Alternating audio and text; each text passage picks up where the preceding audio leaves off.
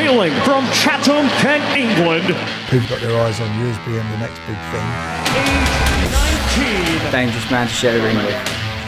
And I don't know who I'm fighting next. We've got a big opportunity potentially in May. I'm early. My job is getting to the ring and fighting whoever they put in front of me. Even if they said, like, tomorrow you're fighting King Kong, I'll be like, no problem. Moses Itauma.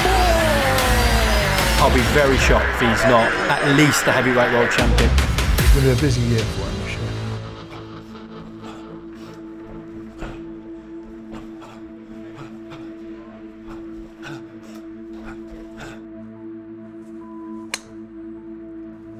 Going back into camp, innit? The intense training starts happening. Probably getting my weight down, getting fit. And then in about a couple of weeks, I'll start sparring. Camp is moody, but when I'm out of camp, it's like, what do you do? Like, what's now? So here is Moses Itauma, the most talented teenage heavyweight since Mike Tyson. My last fight was with Dempsey McKean in Saudi Arabia. He was meant to be the tough test. Touch gloves. And I got rid of him in the first round. The jump to the body takes away. Here he goes again. And I don't think he's going to make it back up, you know.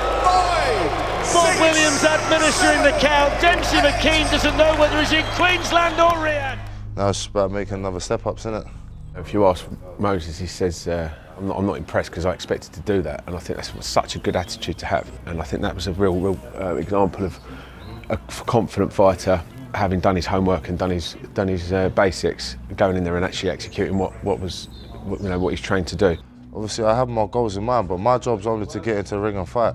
I can't really control everything outside of the ring. That's obviously Francis's job, well, my team's job, and I'm not going to worry about something I can't control. Do you know what I mean? Traditional role of a manager is just a bit of a filter to make sure that he can just concentrate on his training and the boxing. Different problems to solve here for Itauma. Boxing a 6'6" southpaw in front of him. When he does have his downtime, it's very important that he has that downtime. The thing is, with boxing, it's such a difficult sport because you try to ignore the fact that you're about to have a fight and there's a possibility you can really get hurt. So then you go like, let me play golf, let me go bowling, let me go do this and that. But it's still there in the back of your mind, do you know what I mean? Like the elephant in the room.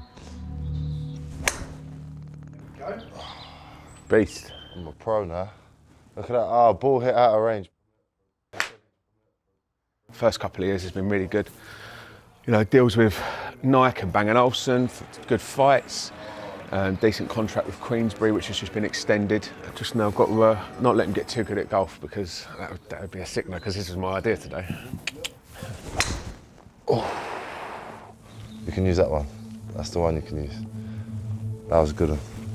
We've got a big opportunity potentially in May. You know, we're just getting the details done for that, and hopefully we'll have something by the end of the week. Got a press day tomorrow, just before Moses goes into camp.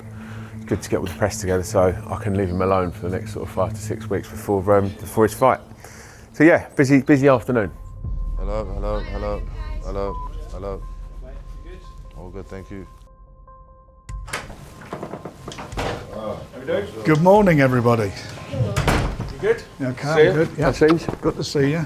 How you doing, big man? Hello. I haven't seen you in a long time. I'm good. Good to see you. So how's things? All good. Happy? I mean, always happy. Did you enjoy the show? No, I did. It's exciting times. The heavyweight division's never been so exciting. A lot of people obviously got their eyes on you as being the next big thing, and it's up to you now to live up to that. Of course. You've done unbelievable in the short time you've been in boxing. I mean, you're only 20 years of age, but they're mentioning fights with you fighting guys now who are champions or on the verge or the cusp of fighting for world titles. Some of the footage I'd managed to get hold of, which he doesn't know about, but you know, they got their head guards on, and I didn't realise at first who he was sparring with. When I knew it was, I thought, bloody hell, this is an amateur young boy. He's a junior, he's not even a senior, and he's sparring with a mature, fully fledged, quality professional. You know, he's won the Europeans, World Championships, juniors, and done it in such style. I won the Europeans 3 times, by the way. 3 times, yeah. My hopes are what his hopes are, and that's to win a world title, and not just win it, to be successful and defend it and go down as being one of the modern day greats. I think he's got the talent to do that. He's got destructive power. It's not going to be easy, nothing's easy, and it's hard work, but he's dedicated, he listens, and more importantly, he does the business when he's in the ring. He's just a natural born fighter. And he caught it on. That was a little open. And down with the right hand he goes. Big statement from a big punch. This is a big man. He just knocked. Look at the size of Rock. He just put him over there like it was nothing. Every time we step in the ring, we know there's excitement. Something's going to happen, and that's what fans buy into. That's what they want. They want to see action. They want to see drama. They want to see somebody who does the business and does it in style. And that's what we've got to keep doing. There's an old adage in boxing: the best punches are the best timed punches, and the best matches are the best timed matches. It's all about timing, everything. So, we're not bad at what we do. He's certainly great at what he does, and we'll be onwards and upwards. But it's going to be a busy year for him this year. You can go over what the potential talking points will be tomorrow. When it comes down to opponents and titles and things, you just say you want the most career-defining fights. No sidesteps, everything has to be a positive move forward. And that might sound quite generic, but at the moment, there isn't anything specific to go off. You're not shaped like that to go and call people out. But when you start mentioning other people's names, you're either elevating them or making the fight harder to make. I think some of the other things that you'll be asked about, like Usyk has made such a point about how he believes you'll succeed him as the future heavyweight king, how it feels to be compared to British great Lennox Lewis. I'll send these over to you just so you can have a think about what your answers might be. But the idea is to get this out of the way tomorrow so that you're not being pestered for the next 6 weeks. You just focus solely on the fight. Sounds good. Yeah? Yeah, that's pretty much it.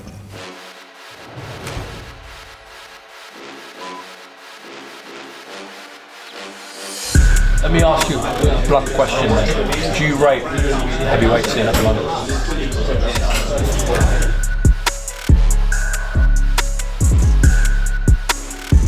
What's the next move?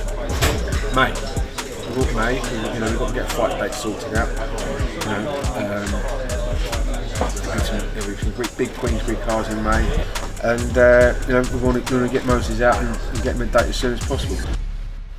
Last time we spoke in Saudi before Dempsey McKean, I said to you something along the lines of, this guy just went 10 rounds with Hrgovic. After this, he's so well regarded that there will be no small fights for you. And you said, yeah, next question.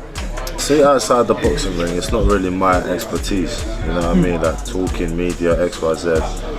And when I get asked like questions, it's like, in my mind, I'm trying to articulate it the best I can, but at the same time, like, I know that this isn't my job.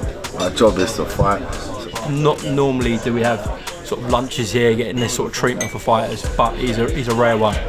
I mean, he was 15 years old, came in his school uniform, sparred Joe Joyce. Joe didn't know who he was. He's told me himself, it's like he was going to kind of take it easy on a 15-year-old kid, and then he had to get into gear because he, at 15 years old, was one of the best people Joe said he sparred. I'll be very shocked if he's not at least the heavyweight world champion, if not, as I said, unified and maybe undisputed. Typically the very, very start of camp, the first few weeks will be on getting that conditioning together, then we'll start preparing in terms of directly for the opponent, which takes a lot of time. What things you should do, what things you shouldn't do, what things to be aware of, etc., etc. And then obviously sparring starts and get down to the nitty-gritty. Training camps varies from the opponent to the intensity also. So for example, with Dempsey McKean, like growing up, I've always loved southpaws. Like my whole gym, we was all full of southpaws. My sparring partners were southpaws. So I managed to grasp the tactics for Dempsey McKean quite quickly. This jab to the body, takes away! We got the tactics right and I was able to do it in the night, you know what I mean? Ben Davison style. He's just blown away an experienced heavyweight. I got in the ring and it's just like, I'm consciously like doing what they're telling me to do. Ben spends millions of pounds a year on tape. You see why now, innit?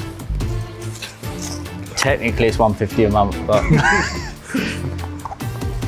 it's a different approach, I'd say, to the way that we coach. So we like to have evidence-based. This is why you're going to work on that. This is why it works. This is how it works. In the case of Moses, a lot of the things that we coach, he was already doing. However, it was off instinct. So all we done really was try and make it conscious. And the benefit of that is when you get in against better fighters that are able to make adjustments themselves, you're on a conscious level and able to make the adjustments as well. What makes Ben so special is he's got as much urge for me to win as I got for myself, and that's very hard to find. There are other coaches that are like that, but with Ben, it was just like he wants me to succeed as much as I want to succeed. On the third, jab over. Jab again. Good on the second, backhand underneath. Jab. Nothing's coming back, check it again. Double, bring it around the side. Ready. Jab. Good, bit of traffic. Keep it on top. Good. Nice. Good, bit of traffic. Pop, pop, pop. 2, good, jab. 2, 3, 2. Just going through lots of little different scenarios. I'll start to react in a certain way, see if he's picking up on it, making the right adjustments, etc.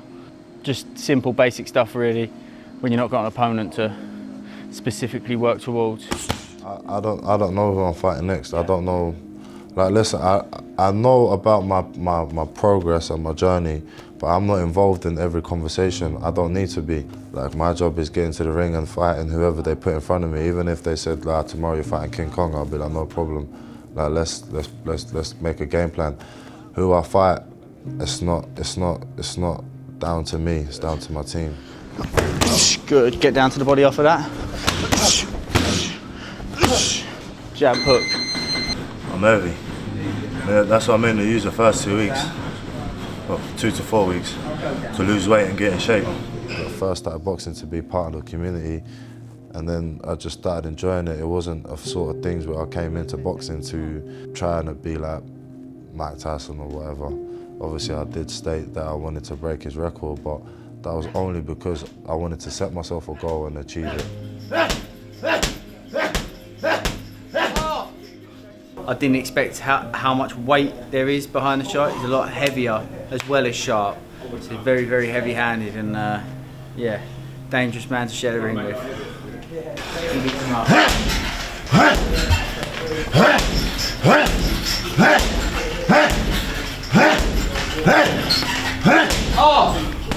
Done 4 rounds of pads, done 2 rounds on the bags. I'm breathing heavy. Like, it's not even, like, my diet don't really change that much when I'm in camp or out of camp. It's just when you stop training, it's a big difference. I think he's very mature for his age, which is obviously a great bonus. I think that's a big reason, a big part of why he's able to achieve things that he's achieving at such a young age. He's got a great family around him that keep a good head on him. I think he's got a good head on his own shoulders anyway.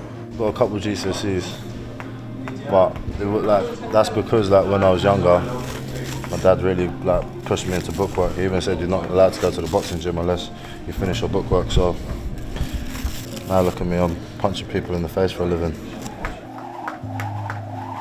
I just think about my next fight, which is not scheduled. Well, it is scheduled in May, but I've not got an opponent or nothing. So I don't think about too much in the future because it's I can go into a sparring session, go for a run, step on a foot wrong, now my foot's busted, so I don't look too far ahead.